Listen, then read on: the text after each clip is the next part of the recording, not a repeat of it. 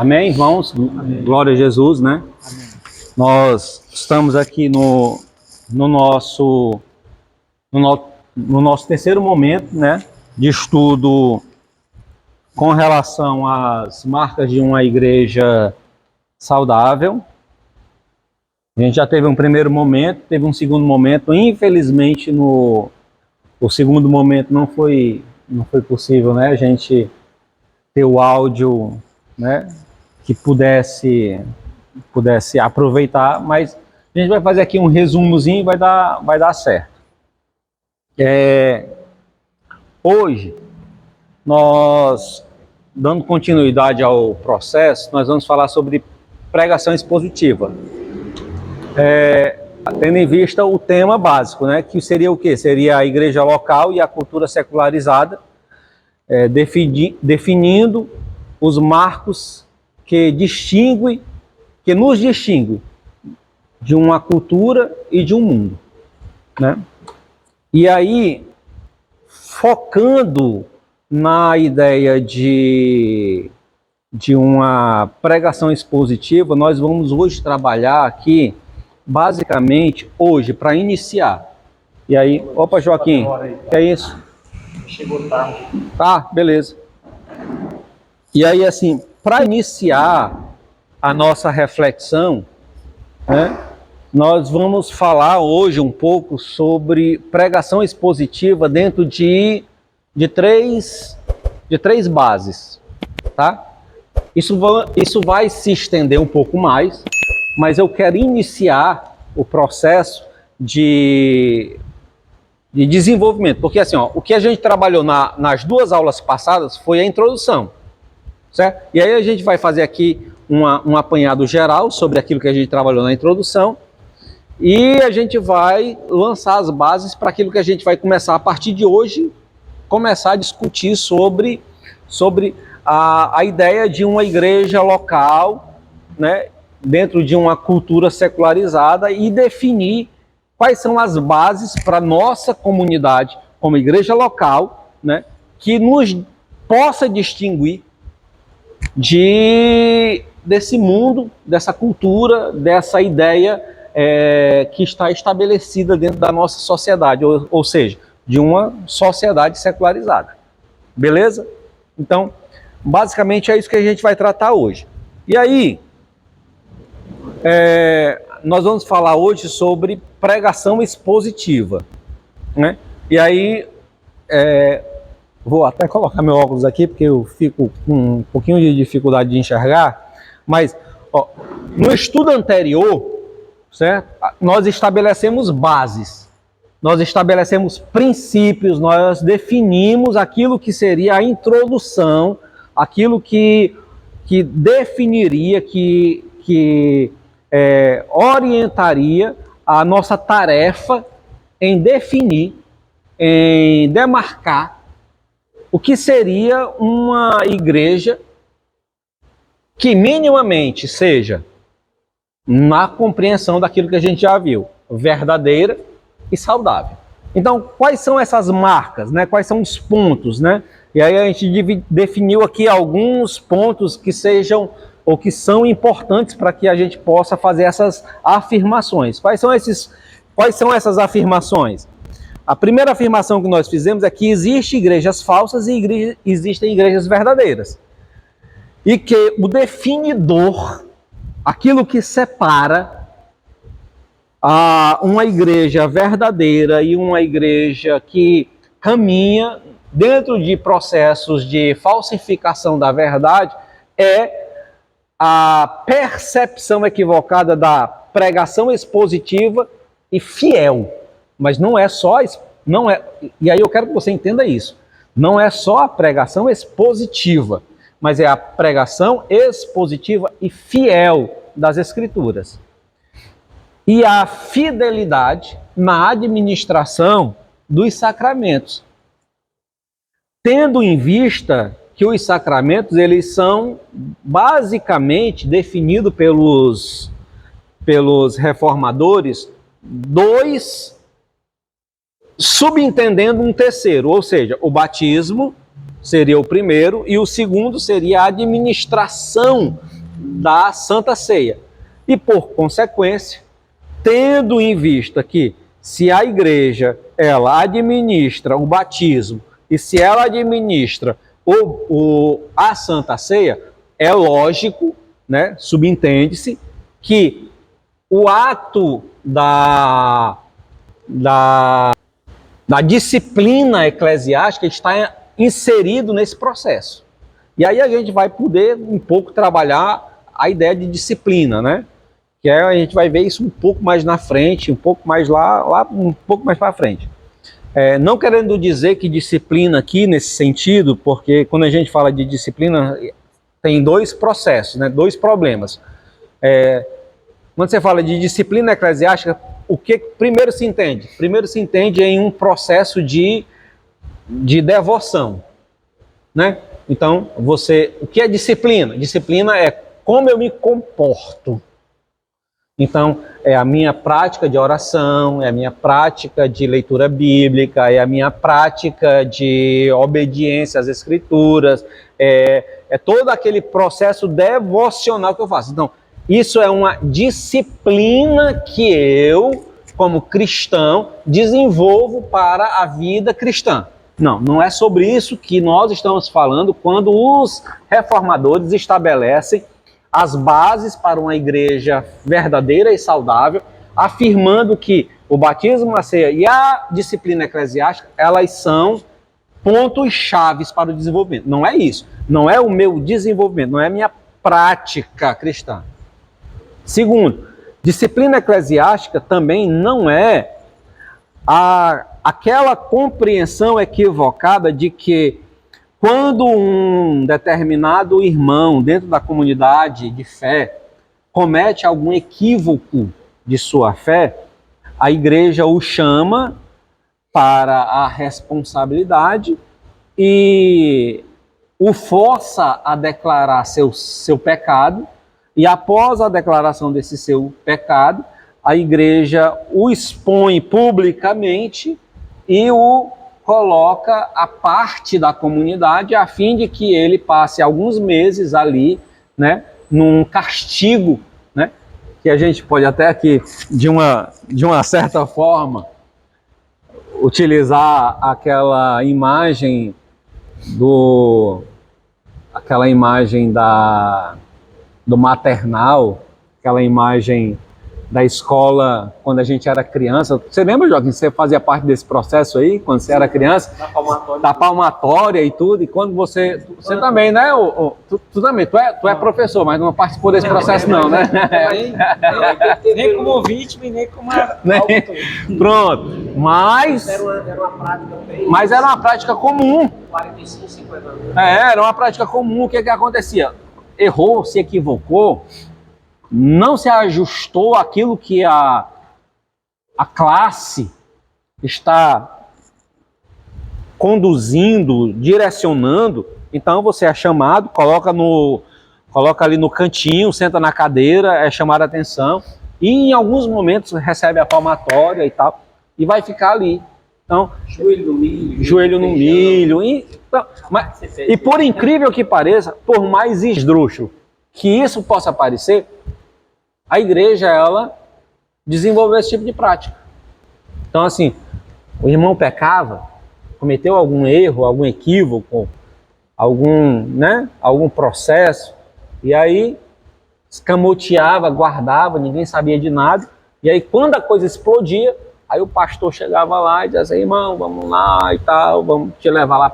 Aí botava o irmão na frente da igreja, talvez num culto de Santa Ceia, e aí fazia o irmão confessar o pecado, e aí depois que ele confessava o pecado, dava-lhe o veredito, como o pastor Guilherme, dava-lhe o veredito.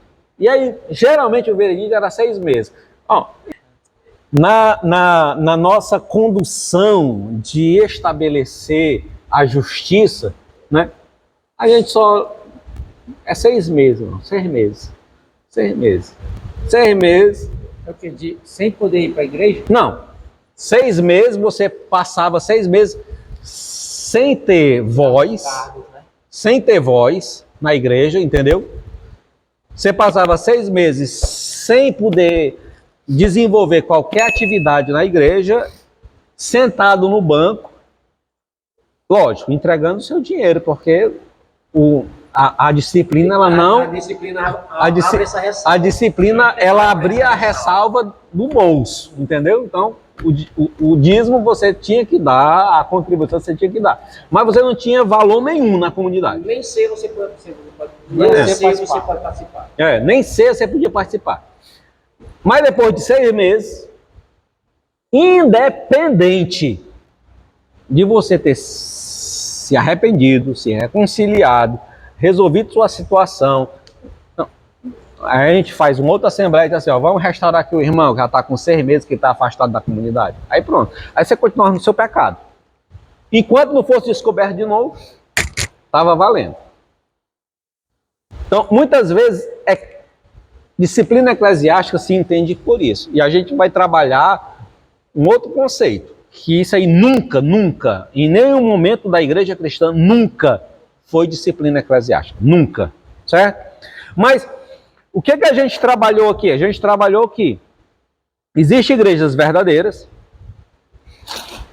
e dentro do processo de se definir o que é uma igreja verdadeira, ela precisa minimamente, de acordo com aquilo que os reformadores estabeleceram, certo? Porque a gente falou isso. Quando foi que começou a se identificar, se perceber, se questionar a respeito de o que é uma igreja verdadeira e o que é uma igreja falsa? Foi quando Martinho Lutero, na Reforma Protestante 1500, começou a desassociar a igreja romanista de um outro processo de comunidade, de igreja. Ou seja, deu início ali à igreja reformada, à igreja protestante. Então, a partir dali começou a se pensar, e quais são as bases da igreja verdadeira? Se a igreja de 1500 para trás, na percepção dos reformadores, elas estavam equivocadas, então precisa ter um norteador, precisa ter uma medida, um indicador que apresente aquilo que é verdadeiro, aquilo que é falso. E aí, o que foi apresentado para aquilo que é falso, para aquilo que é verdadeiro? Foi aquilo que Lutero disse, quando ele estabeleceu as 95 teses lá na porta de Wittenberg, que ele disse que que ele começou a trabalhar sobre a ideia de uma salvação graciosa, né? Uma salvação pela fé, mediante a fé, sem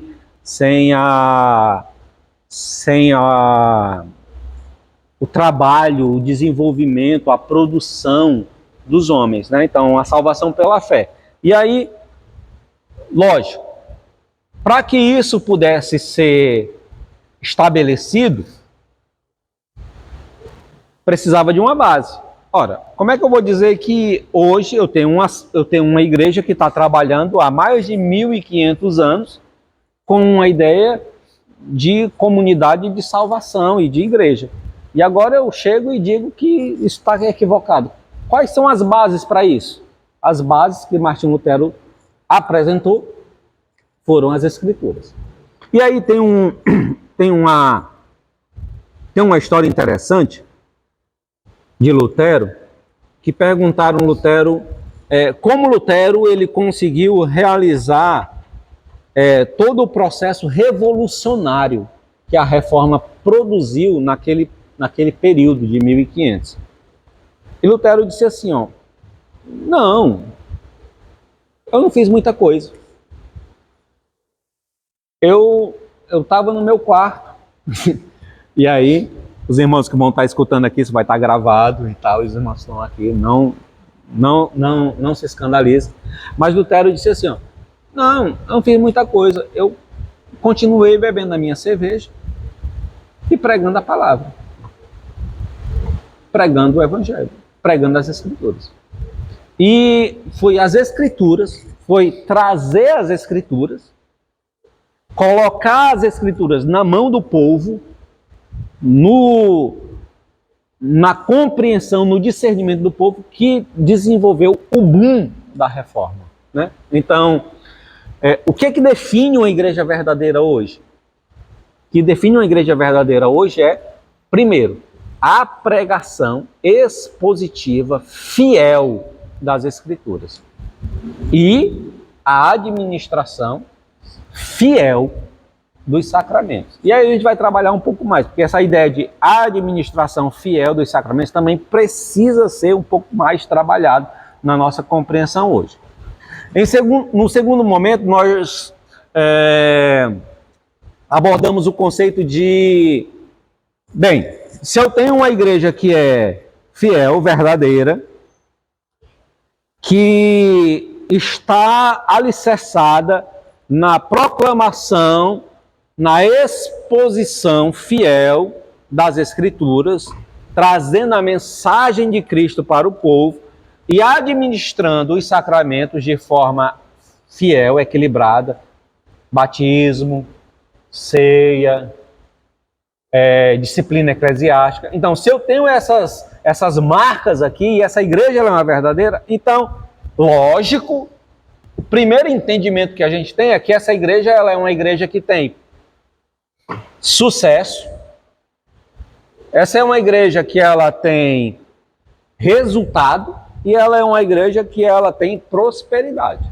E aí a gente foi trabalhar a ideia de resultado, a ideia de sucesso e a ideia de prosperidade. O que é que nós entendemos por uma igreja hoje, nos nossos dias, dentro dos padrões de uma igreja verdadeira que possui a explanação e a exposição das Escrituras, que trabalha com a administração dos sacramentos? O que é que define para essa igreja quando ela está tendo sucesso, quando ela está tendo resultado e quando ela está sendo próspera? O que é que define isso? E aí a gente trabalhou. Trabalhou o quê? Nós definimos que nesse estudo o conceito estabelecido em nossa geração, e aí eu quero que isso fique muito bem estabelecido. O conceito que é estabelecido, que é claro, que é visível, que é divulgado dentro da nossa geração, dentro da nossa vida cristã. Quando se fala de sucesso, quando se fala de resultado e quando se fala de prosperidade, a ideia que se tem, diga assim, ó, irmão, Joaquim, tu tá pastoreando a igreja lá no canto fulano de tal? Aí você diz, tô. Então, e como é que tá lá? Aí você diz, tá bem. Tá tendo sucesso lá? Aí você vai dizer, tô. Tá tendo resultado? Tô. Tá tendo prosperidade? Tô.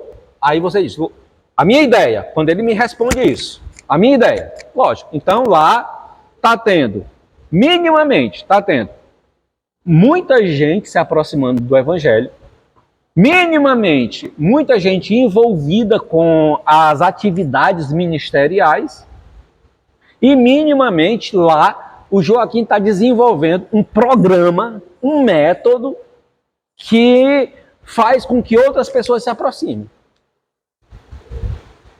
Então, quando eu penso em prosperidade, resultado e sucesso no desenvolvimento da igreja cristã nos nossos dias, a gente pensa dentro desses padrões. Ou seja, muita gente envolvida no ministério,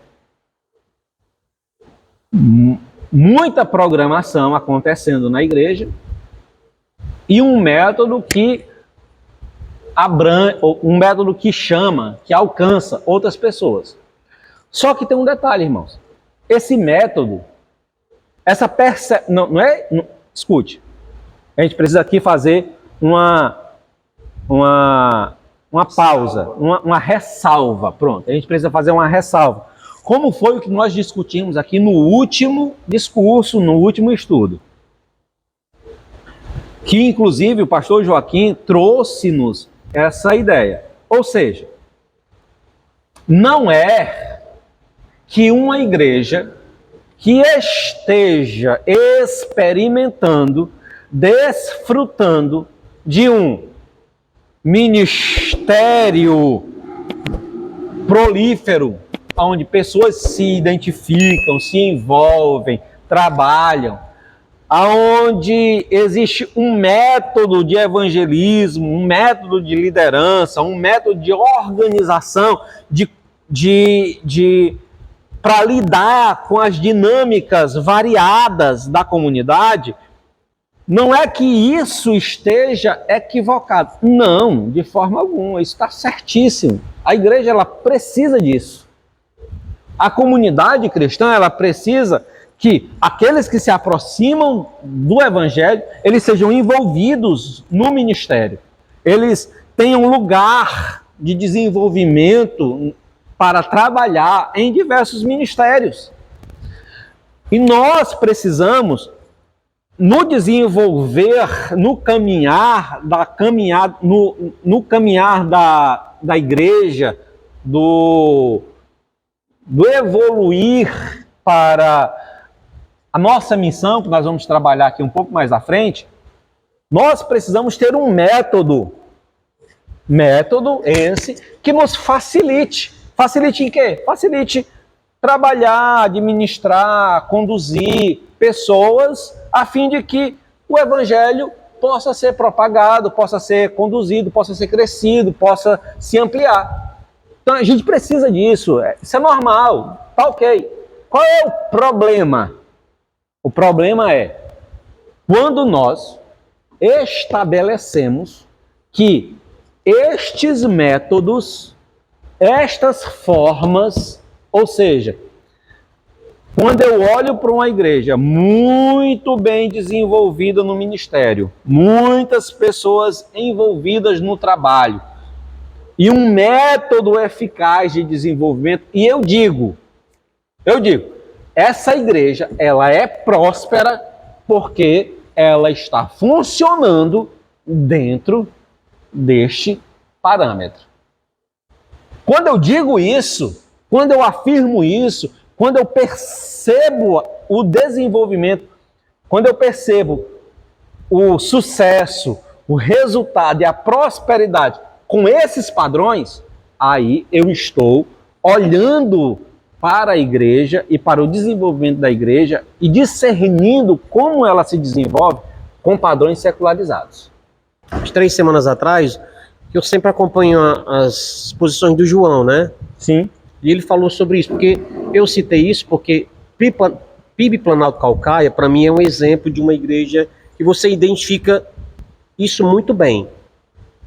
É uma igreja que cresce, é uma igreja onde há um envolvimento muito grande, onde há, né? Que tem um método de desenvolvimento, e assim, tem uma dinâmica muito saudável, mas é que o João falou, né? Nessa pregação, disse assim, ó, aí está a diferença, ele disse assim, ó, o fato de estar acontecendo, o fato de estar dando resultado, não é porque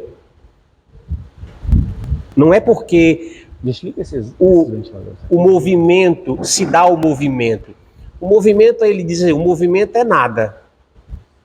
O que é importante? Aí nessa pregação ele falou justamente sobre isso. O que a gente não abre mão é justamente de, uma vez que chega aqui, ele ser exposto de forma clara, expositiva às escrituras. A isso, se você abre mão disso, aí isso aí vai ser, aí ele vai, e ele falou com essas palavras, e ele assim, ó, não me enche os olhos. Isso aqui, ó, não me enche os olhos. O que me enche de certeza é que eu continuo, mesmo vocês ouvindo ou não, dando crença ou não, dando crédito ou não, eu vou continuar, ou a igreja vai continuar. Então, essa fala... Com a exposição das escrituras. Das escrituras. Você está entendendo? Então,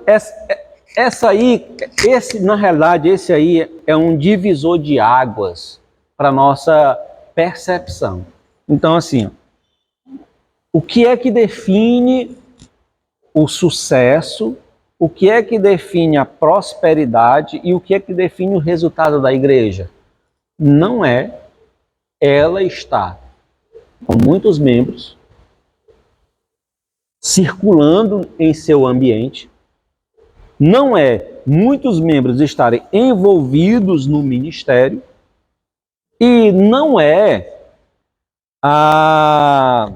um método que reforce esse ciclo de desenvolvimento. Entretanto, também não significa dizer que uma igreja que esteja desenvolvendo ou vivenciando, não é desenvolvendo, mas é vivenciando muitos membros se achegando a ela. Muitos membros se agregando aos ministérios da igreja e buscando desenvolver um método que fortaleça esse processo contínuo, cíclico, não significa dizer que essa igreja também ela não esteja saudável, não seja verdadeira e não esteja dentro dos padrões. Entendeu? A grande questão é como eu, de fora, ou como líder dessa comunidade, estou definindo. Não, a minha igreja, ela cresce. Por quê? Qual é o distintivo? Qual é aquilo que define que eu possa afirmar que a minha igreja cresce, que a minha igreja é relevante, que a minha igreja ela é forte, que a minha igreja ela é boa? Porque tem muitos membros, porque o pessoal está envolvido no evangelho e porque tem um método. E nem sempre as coisas acontecem, porque você pode ter muitas pessoas, você pode ter muita gente envolvida no ministério, e você pode ter um método que faça o movimento cíclico desse processo, sem, entretanto, a igreja estar vivenciando o evangelho. Ok? Beleza? Então foi isso que nós trabalhamos na semana passada. Né? Uma igreja tem sucesso, resultado e prosperidade quando cumpre sua missão e glória. Irmão, eu quero que você preste muita atenção nisso, tá? E nós vamos trabalhar isso aqui mais na frente, nos próximos slides, tá? Então, para você não ficar perdido naquilo que a gente vai falar mais na frente e nas perguntas que nós vamos fazer um pouco mais na frente, eu quero que você preste muita atenção nisso. Qual é o definidor de uma igreja de resultado? Qual é o definidor de uma igreja de sucesso? Qual é o definidor de uma igreja que tem prosperidade, que desenvolve, que está vivencializando a prosperidade? O definidor para essas coisas é quando essa igreja cumpre a sua missão. E qual é a missão da igreja? A missão da igreja é glorificar a Deus, sendo fiel na proclamação do evangelho em sua essência, sem negociar os princípios, as bases, a essência do evangelho para as gerações que se levantam, que se aproximam. Porque essa é uma questão que nós vamos também abordar. Existe muito disso na comunidade evangélica nos nossos dias. Uma negociação, uma diluição de princípios, de bases, de coisas essenciais que não poderiam ser negociadas e que são negociadas a fim de que nós consigamos trazer mais pessoas para estar junto na nossa celebração, na nossa comunhão. Então, agora, precisamos avançar um pouco mais, tendo definido isso. Foi o que a gente já definiu. Foi o que a gente definiu. Igreja verdadeira. Igreja verdadeira tem bases na proclamação fiel do evangelho e na administração dos sacramentos. Batismo, ceia e disciplina eclesiástica. Ok? Beleza? Então nós temos isso. Identificamos que uma igreja, ela, tendo esses princípios de proclamação fiel, de aplicação da ceia e do batismo e da disciplina, como igrejas verdadeiras, elas, como é que eu posso dizer? Elas promovem resultados. Elas têm um resultado. E qual é o resultado? O resultado não é. O resultado dessas igrejas não é muito membros, não é muita gente envolvida nos ministérios e não é um método. Apesar de que muita gente envolvida, desenvolvimento do ministério e um método, não diga que essa igreja ela não está vivenciando a verdade do evangelho. Mas ela não é o definidor. Agora, tendo tudo isso em mente, a minha pergunta é: qual é a missão da igreja? Para quê? Para que a igreja consiga desenvolver, perceber não, vivenciar, desenvolver aquilo que a gente trabalhou no estudo anterior: sucesso, resultado e prosperidade. O que é que uma igreja precisa? O que é que define essa missão? A missão da igreja. O que é a missão da igreja, irmãos? E aí podemos já começar com o nosso estudo fazendo essa indagação. Qual é a missão da igreja? Qual é a missão da igreja? Propagar o evangelho, né? Vai lá, fale aí um pouquinho. Escuta aí. Proclamar o evangelho, pregar o evangelho, só isso? Não, é isso. Eu estava lembrando aqui, né, o segundo Timóteo 3,16, né, que a escritura é útil para ensinar a verdade. Então, a missão da igreja é ensinar essa verdade, que está onde? Que é a Bíblia. Então, você tem ali toda uma verdade e a igreja ela vai operacionalizar isso. Né? Então, ela na sua constituição, né, como membro, ela operacionaliza nessa perspectiva de propagar essa verdade inspirada nas Escrituras. Então, eu quero que você entenda o seguinte: qual é a nossa abordagem? A nossa abordagem é a seguinte: existe uma igreja verdadeira que está fazendo a exposição fiel das Escrituras, que está fazendo a administração correta dos sacramentos, batismo, ceia, e que ela, nesse processo, ela tem que desenvolver, ou ela desenvolve em si, né, por ser uma igreja verdadeira e por estar dentro desses padrões, ela desenvolve sucesso, ela desenvolve resultado e ela desenvolve prosperidade. Aí a questão aqui é: para que eu possa resolver, ou para que eu possa desenvolver sucesso, resultado e prosperidade, eu tenho que cumprir a minha missão, a missão da igreja. Então, a igreja verdadeira, que tem o evangelho, a exposição verdadeira do evangelho, a administração correta dos sacramentos e que vivencia. Qual é a missão dela? Qual é a missão? A missão é pregar o evangelho?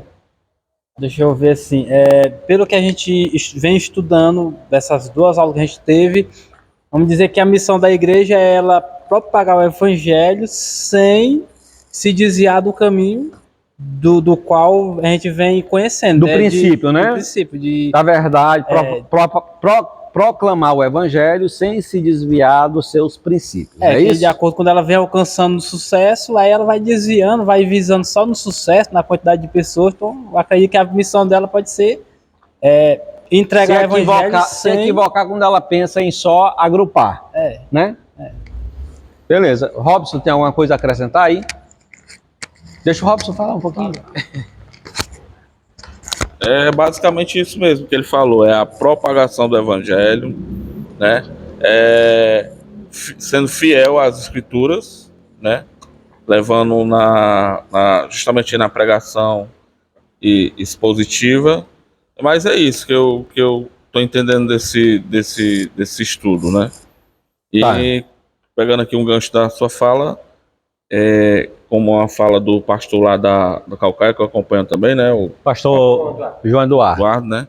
E ele não se preocupa ali com a multidão, né? Como você falou, né? Ele se preocupa com a exposição da palavra, não é isso? Ele é fiel, né? E não fugir não fugir dessa mensagem, porque assim, a gente parte do princípio, para a gente entender a missão, a gente parte do princípio que Deus se revelou. Então, não existe missão sem a gente entender que, primeiramente, essencialmente, Deus se revelou. Deus se revelou. Então, a missão da igreja é, digamos assim, de forma reverberar, digamos assim, reverberar essa mensagem da forma mais clara possível. Então, quando isso acontece, a igreja ela cumpre a sua missão. Quando ela reverbera essa mensagem. Claro, sabendo que essa mensagem que sai do trono da graça até chegar aos nossos ouvidos, ela tem, né? Mas isso não quer dizer, né, que você não possa, digamos, e aí é onde vai entrar a questão da exposição fiel das Escrituras. Porque quando ela é feita assim, essa mensagem que ecoou da eternidade, né, ela vai ser, digamos, vai ser vacinada, né? Então a igreja cumpre quando essa mensagem ela Só tem. Queridos, quero que você preste atenção nisso. Talvez alguém diga que a missão da igreja é evangelizar as pessoas. Talvez alguém diga que a missão da igreja é conduzir as pessoas à salvação. É mais ou menos aquilo que a gente, em algum aspecto, trabalhou aqui com a fala dos irmãos. Não está errado. Não está errado. Não está. Faz parte da nossa missão a evangelização e conduzir pessoas à salvação. Jesus nos chamou para isso.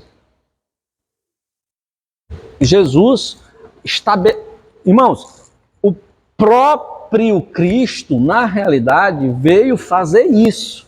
Fazer o quê? Evangelizar. Apresentar o reino, apresentar Cristo, trazer pessoas, convidá-las a se aproximar do Evangelho, sair de uma perspectiva ideológica deste mundo e associar-se com as perspectivas ideológicas do reino. Então, basicamente, de forma objetiva, direta, primeira, a gente pode fazer isso, a gente pode dizer: a missão da igreja é evangelizar as pessoas e conduzi-las à salvação. Como você disse,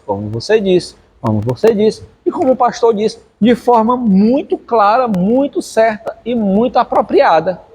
Não está errado, está certo. Entretanto, eu gostaria de chamá-los à atenção para algo muito mais profundo. Por quê? Porque evangelizar, chamar pessoas a Cristo e atraí-las ao Evangelho, na realidade, é um meio para alcançarmos aquilo que, de forma efetiva, fomos chamados para ser, ou fomos chamados para exercer. Eu não sei se vocês se lembram, no nosso primeiro estudo. Quem lembra aqui do nosso primeiro estudo? A gente trabalhou a ideia das igrejas,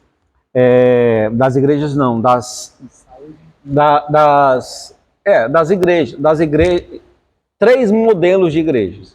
E dentro desses três modelos de igreja, duas delas tinham, nós falamos sobre a comunidade liberal, que tinha uma perspectiva de cumprir o seu propósito no cuidado dos pobres. Lembra? da milícia ou da militância com os menos favorecidos. Você lembra disso? Então, enquanto eu promovo justiça social, eu cumpro a minha missão. Lembra disso? Igreja liberal. Segunda, nós falamos sobre a igreja, a igreja que se associava aos... Aliás, a igreja interessada pelos... A igreja que se... A igreja dos interessados, ou seja, o cara está interessado no evangelho, então eu facilito o evangelho, eu negocio o evangelho para que ele continue interessado no evangelho, para que ele, interessado no evangelho, se associe ao evangelho, a fim de que nós possamos ganhar mais pessoas e desenvolver o nosso ministério. E aí, o outro grupo não tem muita diferença desse. A diferença é o quê? É que esse primeiro grupo ele está associado com uma cultura moderna, o outro está associado a uma cultura um pouco mais antiga. Mas a ideia é a mesma. Eu apresento o evangelho diluindo em alguns parâmetros a fim de que as pessoas se aproximem da mensagem, se aproximem do evangelho, se agrupem na igreja, a fim de que quanto mais pessoas eu tenho no evangelho, mais pessoas eu possa dizer, existe relevância, então nós estamos fazendo o quê? O que nós estamos fazendo? Propagando o evangelho, cumprindo a nossa missão. E como é que a gente cumpre a nossa missão? Qual é o fim último na nossa missão? Quando a gente propaga o evangelho e muitas pessoas se aproximam. Nós estamos glorificando a Deus. Irmãos, evangelizar, conduzir pessoas à salvação, aproximá-las do evangelho, abrir-lhes a oportunidade de compreensão e percepção e até a aceitação do evangelho é um processo da nossa missão. Mas essa não é a nossa missão. Esse é um caminho da nossa missão. Esse é um processo da nossa missão. Qual é a nossa missão? Glorificar a Deus. Glorificar a Deus. E como é que nós glorificamos a Deus? E eu falei isso aqui na outra aula. Como é que nós glorificamos a Deus? Nós glorificamos a Deus quando nós estamos servindo a Deus. Quando nós estamos com uma comunidade, com um povo que está adorando, servindo, bendizendo o nome do Senhor. E aí a gente diz, essas comunidades que estão equivocadas lá no processo, na caminhada, o que elas entenderam? Elas entenderam que quanto mais pessoas estão próximas, quanto mais pessoas estão, significa dizer que Deus está sendo glorificado. Entretanto, a caminhada, a vida, a dinâmica pessoal de cada indivíduo não revela a glória de Deus. Então, qual é a missão da igreja? A missão da igreja é glorificar a Deus.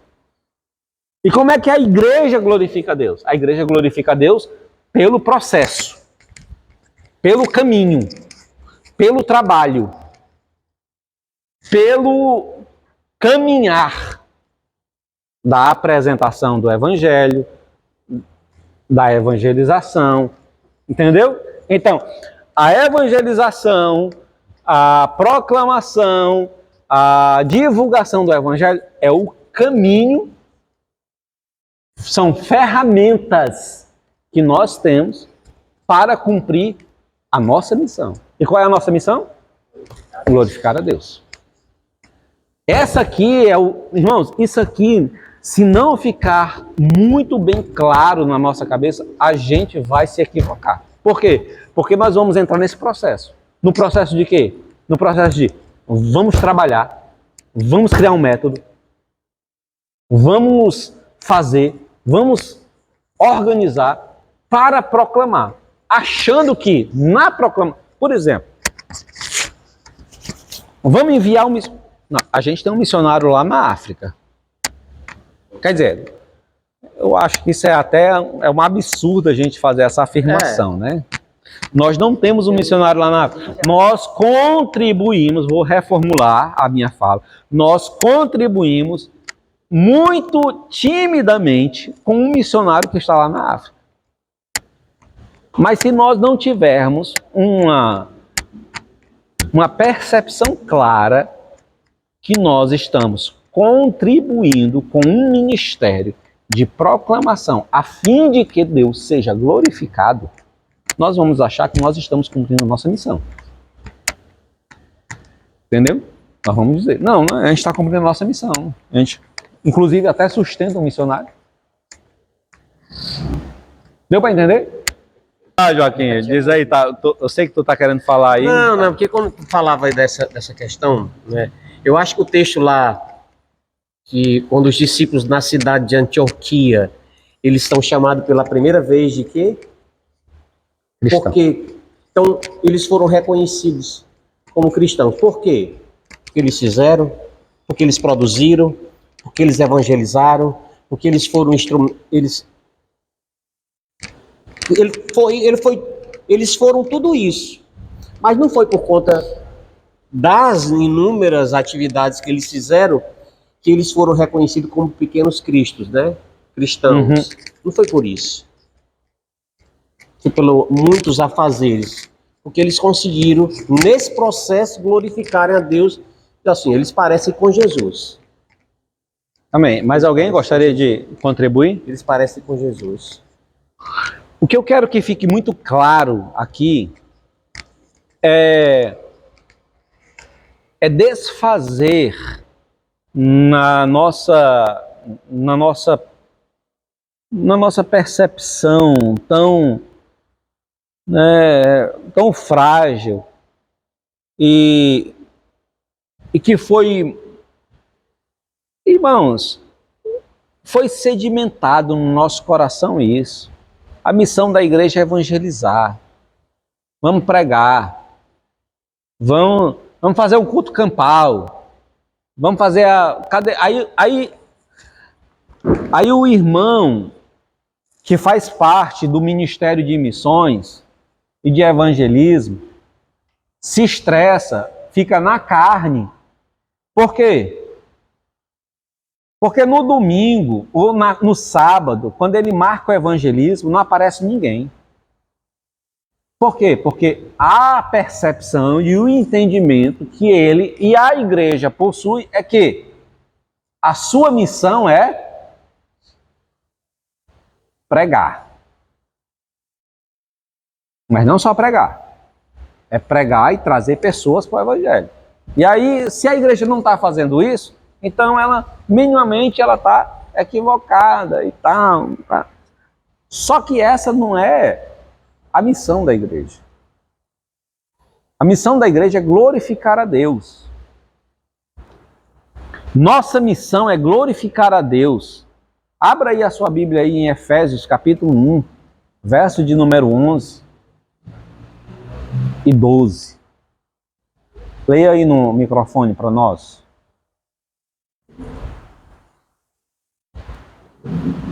Foi para isso que Deus nos chamou. Efésios, capítulo de número 1, versos 11 e 12. Leia aí no...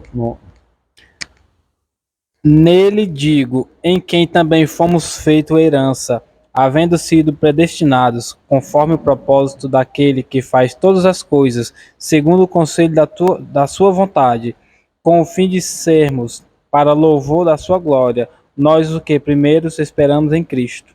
Pronto, irmãos, vamos nós. Para quem aqui... Esse texto aí está sendo dito para quem? Fala aí no microfone. Para quem esse texto está sendo dito? Para a igreja, né? Que igreja? A igreja de Cristo, né? Que igreja de Cristo? A igreja que se reunia na cidade de Éfeso. A igreja que se reúne na cidade de Éfeso. Então ele está dizendo o que para essa igreja?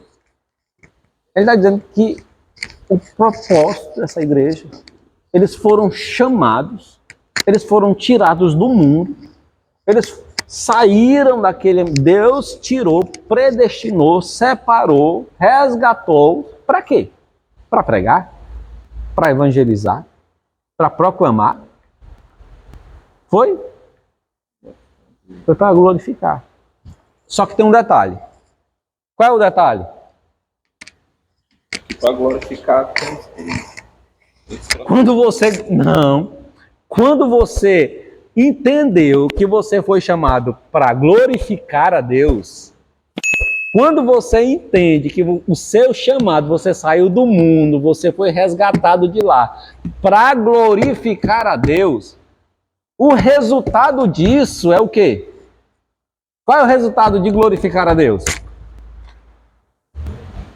Irmãos, a igreja de Éfeso foi a igreja que houve um boom no Antigo Testamento, um boom, um avivamento. Por quê? Porque aqueles que foram chamados, aqueles que foram resgatados, aqueles que foram chamados pelo Senhor, santificados pelo Senhor, eles entenderam que precisavam glorificar ao Senhor.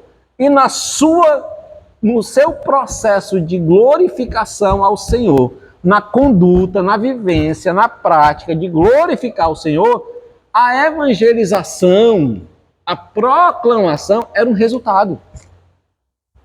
De forma que toda aquela cidade conheceu o Evangelho, a ponto de pessoas que eram adeptas à feitiçaria entregarem seus livros de feitiçaria na praça e queimá-los, ao ponto de Demétrio, o homem que era o responsável, pode-se dizer assim, da negociação dos ídolos em Éfeso, dizer assim, ó, rapaz, o nosso negócio vai à bancarrota, vai acabar. Vai acabar. Mas não tinha ninguém na praça, nas cidades, pregando o evangelho, fazendo culto campal, estou dizendo assim, ó, talvez tivesse, não sei, talvez tivesse. Não posso dizer que não tinha. Mas o que eu quero dizer aqui, as pessoas que foram alcançadas pelo evangelho, as pessoas que foram chamadas por Cristo e conheceram o evangelho de Jesus Cristo, vivenciaram uma outra realidade, e essa outra realidade era a realidade de não mais dar glória a ídolos, mas dar glória a Cristo. E dando glória a Cristo, os outros impactaram-se, mudaram, a sociedade mudou. Então a missão da igreja não é evangelizar. A missão da igreja é viver Cristo. Se eu vivo Cristo, eu evangelizo. Acho que foi você que falou, foi, Joaquim, essa semana, ao longo da minha caminhada. Como foi? Repita aí para nós aqui nesse estudo aqui. Foi pensando justamente num texto que eu li, quando Jesus diz assim, Marcos, quando Jesus chama e diz para Pedro, Pedro, segue-me e eu te farei pescador de homem, né? Aí eu fiquei imaginando assim, porque a gente imagina que o desenvolvimento da nossa fé é feito em fazer coisas. É justamente, faz coisas. Só que antes ele diz assim, farei pescador, ele diz assim, segue-me. Segue-me. Quando ele diz assim, segue-me, claro que ele ia fazer, mas ele ia sendo, na verdade, o grande boom não era o que ele ia fazer, era o que ele estava se tornando na caminhada. Então, o que nós nos tornamos na caminhada é o grande diferencial. E foi quando eu percebi. Então eu pensei, como muita gente pensa, que a espiritualidade é medida. É medida naquilo que nós fazemos, naquilo que nós desenvolvemos, mas não. Dentro do nosso contexto aqui quando nós pregamos o evangelho para o nosso amigo, quando nós falamos do evangelho para fulano, para Beltrano, aí você fica em crise quando você não falou do evangelho, e quando você escuta o pastor dizer, por que você não pregou para o seu amigo na escola, no seu trabalho? aquele indivíduo morreu e você não falou, aí você fica em crise porque você entende ou percebe ou identifica que a sua missão era falar, pregar. Quando a sua missão era nada mais nada menos do que glorificar a Deus. Glorificar a Deus o quê? Vivendo Cristo. Porque se você vive Cristo, você atrai outras pessoas. E, irmão, e eu não estou dizendo que falar e pregar e evangelizar não seja um processo comum e natural do evangelho. É. Mas é um processo comum e natural do evangelho quando você vive Cristo. Porque quando você vive Cristo, quando você vive para glorificar a Deus, as pessoas ouvem você. Então, assim, ao longo da caminhada de fé, eu nutri a ideia de que ser testemunha de Jesus era dizer o que Jesus tinha feito na minha vida. Como a gente fez tanto isso. Mas com o passar dos dias e tendo contato com os evangelhos, eu percebi que testemunhar de Jesus é ser uma expressão de Jesus. Então, se glorifica a Deus, não é fazendo coisas. Se glorifica a Deus, sendo a expressão da pessoa de Cristo. Amém. Então, qual é a missão da igreja? É evangelizar? É glorificar a Deus. É glorificar a Deus. A consequência é a evangelização. A consequência. Essa é a consequência. Deu para entender isso aqui, irmão? Perfeito. Ficou claro isso?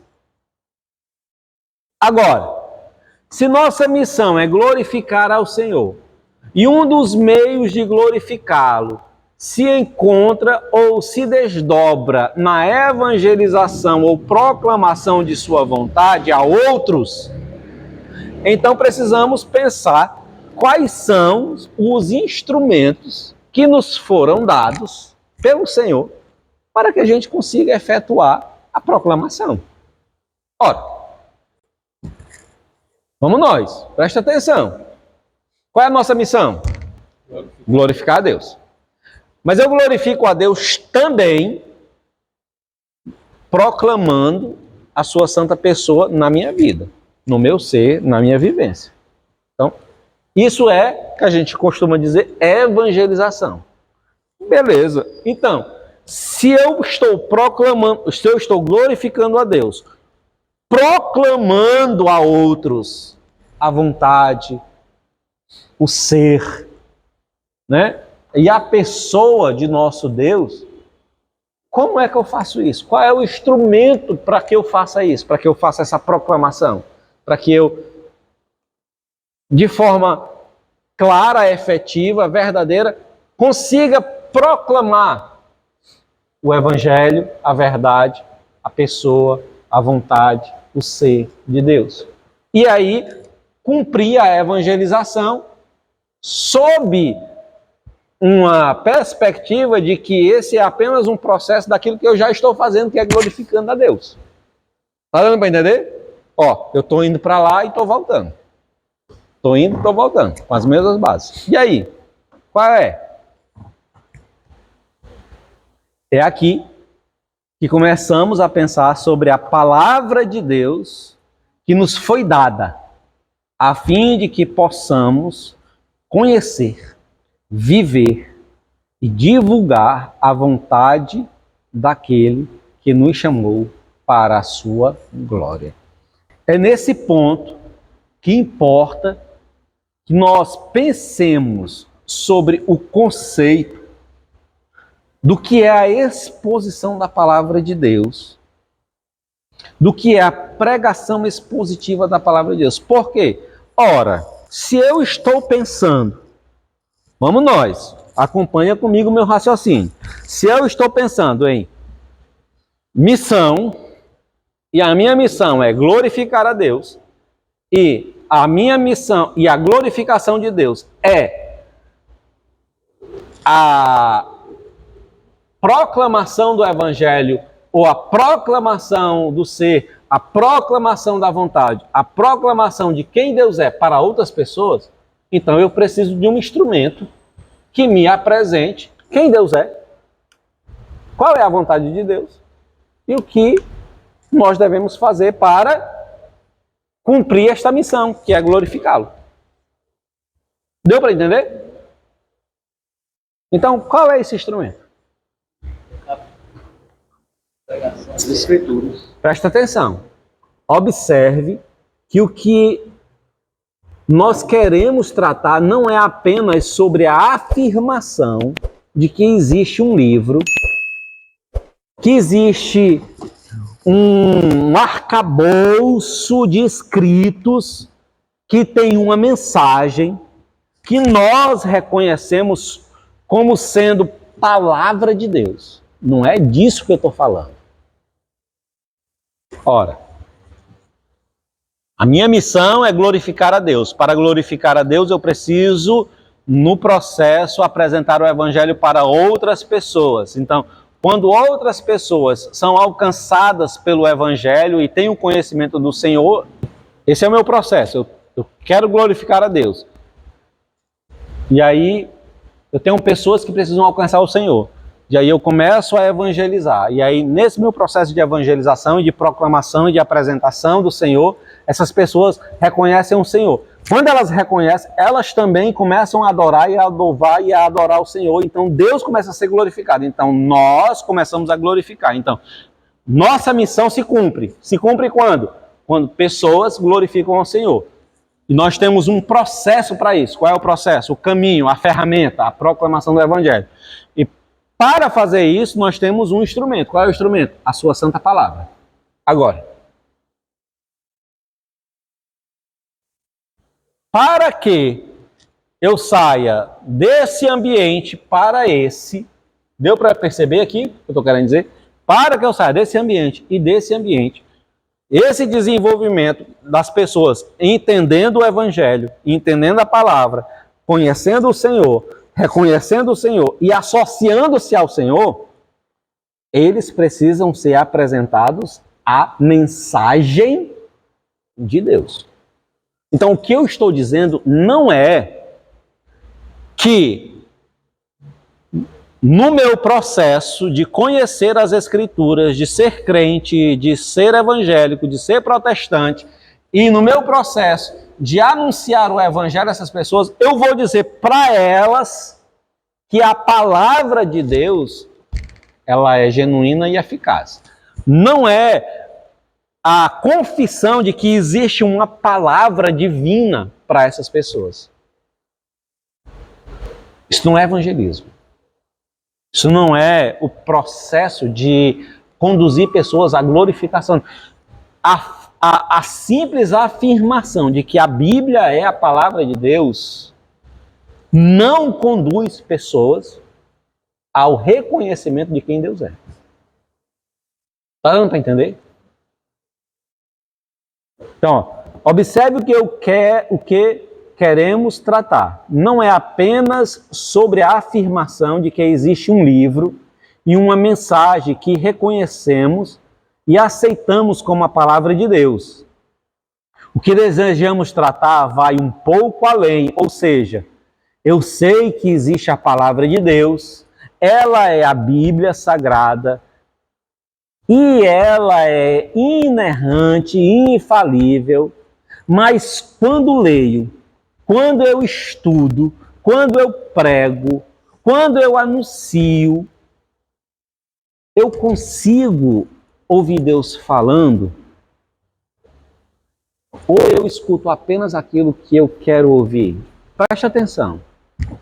Olha só. Eu estou fazendo aqui uma distinção do entendimento. Eu sei qual é a minha missão. Qual é a minha missão? E como é que eu glorifico a Deus? Anunciando o Evangelho. Aliás, é um veículo, né? É um veículo. Anunciando o Evangelho, levando a palavra. E como é que eu faço isso?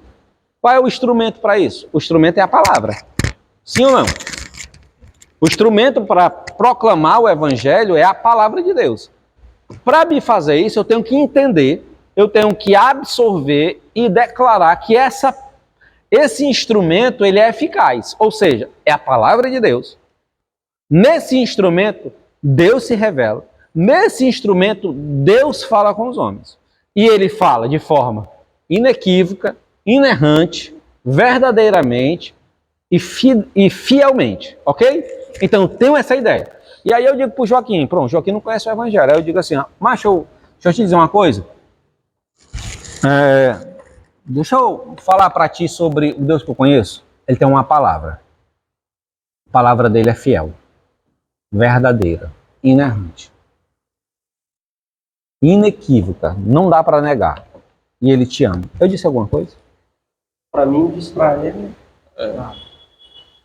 Mas o evangelismo se dá dentro desse processo. E a gente fica querendo dizer para as pessoas isso. E estabelecendo doutrina para as pessoas. E eu vou mais, a gente diz assim, mas está aqui, está escrito aqui. Está escrito aqui, ó. Pô, o que está escrito? Mas o que eu estou querendo dizer com isso? Qual é a minha fala aqui em todo o processo? Todo o processo aqui que eu estou querendo dizer é que eu posso utilizar das escrituras, eu posso utilizar de um argumento, eu posso dizer assim, a Bíblia é infalível. E eu posso pegar um texto bíblico e dizer assim, ó, tá aqui. Ela está dizendo que é infalível. Mas, e aí? É isso que é a proclamação do Evangelho? É isso que é a verdade do Evangelho? Não é. Não é. Não é. É exatamente isso que eu estou querendo dizer. Eu posso pegar as Escrituras, eu posso pegar um texto bíblico, eu posso me utilizar de uma porção das Escrituras e me apropriar desse texto, me apropriar dessa porção e falar o que eu quiser. Tendo por base ou tendo como justificativa as Escrituras que são inerrantes, inspiradas e infalíveis. E aí? E aí? Já dizia o pregador que a Bíblia é a mãe de todas as heresias, né? Então, nosso processo aqui, nosso processo não é fazer a afirmação de que a Bíblia ela é inspirada, inerrante, infalível. Não é. Por quê? Porque nós, como bons batistas, sabemos que a Bíblia ela é inspirada, inerrante e infalível. Então não tenho que questionar isso. Mas eu fazer essa afirmação para qualquer pessoa não significa dizer que eu estou falando para ela a mensagem do Evangelho. Não significa dizer para ela que eu estou dando para ela garantias de que Deus está falando com ela. Não estou. Então, a nossa perspectiva aqui é, quando falamos de qual é o instrumento que Deus nos deu para cumprir a nossa missão, que é glorificar a Deus, utilizando as ferramentas da proclamação do Evangelho, tendo sobre nossas mãos a sua santa palavra, é declarar a mensagem de Deus na santa palavra. Então não é dizer, essa é a Bíblia, ela é inspirada, ela é inerrante, mas é dizer, essa palavra está dizendo isso para você, para mim, para nós. E quando ela diz isso para mim, para você e para nós, ela é inerrante, infalível e inspirada. Tá dando para entender? Irmãos, isso aqui faz a diferença, irmãos. Isso aqui faz a diferença no que a gente está tratando com o Evangelho, isso aqui faz a diferença no que a gente está tratando com a igreja, com aquilo que a gente está vivenciando no mundo cristão, em cima dos púlpitos. Faz toda a diferença. Amém. Amém. Porque a gente parte do princípio que a gente quer provar. E a Bíblia não parte do princípio, ela não está querendo provar nada. Ela parte do princípio que é. Parte do princípio que é. Vou provar aqui que Deus existe. Vou provar que Deus existe mostrando a Bíblia. Não. A Bíblia não tem essa Não tem essa preocupação. Então, ó, continuando, para a gente caminhar aí para encerrar, porque nós vamos já já pegar o primeiro ponto. Porque assim, ó, tudo isso aqui é só introdução do que a gente está estudando sobre pregação expositiva. Nós ainda vamos tratar do primeiro ponto, e aí a gente vai fazer isso nas próximas aulas. Eu disse para os irmãos que isso aqui vai esticar um pouquinho. Então vamos nós. Este é um ponto. Qual é o ponto? Qual é este ponto, que é o ponto divisor? É essa percepção de que não é só dizer... Tá aqui a Bíblia. Tá aqui, é a Bíblia. Tá aqui, ó. Tá aqui, ó. Tá dizendo isso aqui, ó. É a verdade. Não é só isso. Não é só abrir a Bíblia e dizer assim, ó, vamos ler um texto bíblico. E aí vamos pregar. Não é. Aqui é o ponto divisor. O que eu acabei de dizer para os irmãos é o ponto divisor entre aqueles que possuem o quê? Que possuem as Escrituras nas suas mãos. Vocês lembram que eu falei aqui na semana passada? Que não tem nenhuma igreja protestante. Se a gente cambar para o lado de cá, nós vamos ter diretamente, nós vamos ter 1, 2, 3, 4. Basicamente, antes de chegar lá na outra avenida, 5 igrejas. 5 igrejas. Só aqui, ó, nessa direção aqui, ó, 5. Se a gente cambar para cá, direto aqui, aí a gente quebrar um pouquinho para cá, vai ter uma igreja, que inclusive é uma igreja batista. Aí, no outro quarteirão, uma outra igreja, que também é uma igreja batista. Aí se a gente vier para cá, uma outra igreja, que é uma igreja pentecostal. Então são 3, né? Eu disse quantas para cá? 4? 5? Vamos acrescentar mais uma, 6. De trás, quase do lado do cometa, tem uma outra, batista regular. Então 6. Então 6 igrejas, certo? Só nesse espaço aqui, ó, rapidinho. Bem rapidinho. Vá lá num culto. Pode ir, irmão. No nome de Jesus, vá lá. Assista um culto lá. Vá lá. Você não vai encontrar o pastor subindo no púlpito e abrindo o livro de Mormons. Não vai. Você não vai lá encontrar o pastor abrindo no púlpito o livro das Testemunhas de Jeová. Você não vai. Você não vai lá encontrar o cara abrindo o Evangelho segundo o Espírito. Não vai. Você não vai lá encontrar o cara pegando um texto de filosofia e dizendo, eu vou pregar essa noite com base na história heróica do... Não vai. O cara vai estar com o quê? Na mão? Vai estar com a Bíblia. Vai estar com a Bíblia. O que eu estou querendo dizer é que fazer a afirmação de que eu tenho a Bíblia, de que eu reconheço a Bíblia, e eu não estou dizendo, vai ficar gravado isso aqui, eu preciso dizer isso, e eu não estou dizendo que essas igrejas que eu aqui fiz a referência, essas comunidades, elas fazem esse tipo de processo, não estou dizendo isso, mas o que eu estou querendo dizer, utilizei isso aqui para abranger o comum das comunidades evangélicas. Que é o quê? Que é você pegar um texto bíblico, pegar as escrituras, ler a Bíblia e nunca, em hipótese, em maneira, de forma alguma, pregar o que a Bíblia está dizendo. Ou seja, as pessoas leem um texto bíblico e têm uma ideia, tem uma percepção, tem um desejo e pregam sobre aquilo e utilizam as escrituras para basilar as suas ideias. Por exemplo, é muito comum isso aqui nas comunidades evangélicas. Isso aqui é normal. Culto de jovens, culto de casal, culto de senhores, culto de senhoras. Qual é o tema?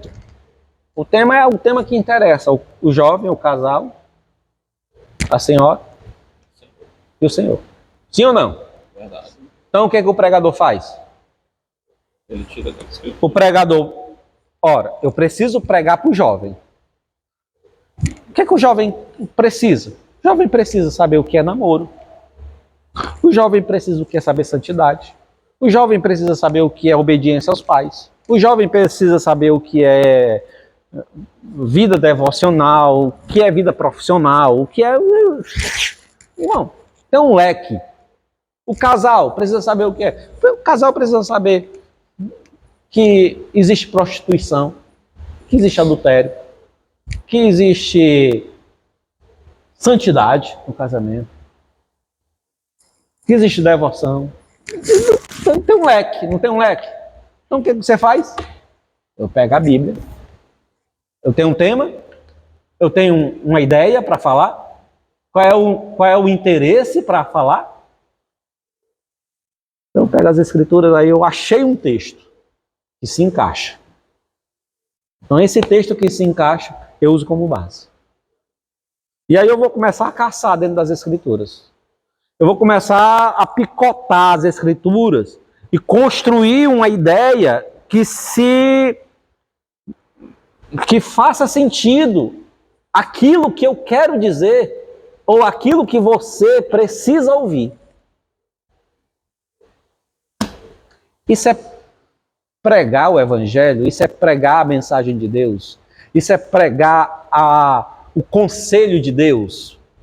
Pergunto, isso é pregar o conselho de Deus? Mas é isso que está acontecendo. Irmãos, então, essa aí, retoma. Agora, recentemente passado, uma irmã me chamou para pregar na Assembleia de Deus Bela Vista. Eu já fui lá, não só na Bela Vista, mas já fui em algumas por conta de um pastor que é muito amigo e sempre me convida. Aí ela me convidou para pregar no culto de família. E o texto base era Amós 3:3. Andarão dois juntos se não houver acordo. Então eu sabia o público que eu... Só que eu disse assim, não, mas o texto de Amós, ele não está falando disso. O texto de Amós não está falando disso. Assim, então o normal é que a pessoa faça o quê? Dê vazão. Ela não te deu o texto. Aí você utiliza o texto sem saber. Aí eu disse, não, mas eu não posso ser desonesto. Se ela me deu um texto, então eu tenho que apurar o texto. Fui estudar o texto. Por que Amós estava colocando aquelas perguntas? São 9 perguntas retóricas. São 9 perguntas retóricas que ele faz em 8 versículos. Não estava querendo dizer sobre casais, né?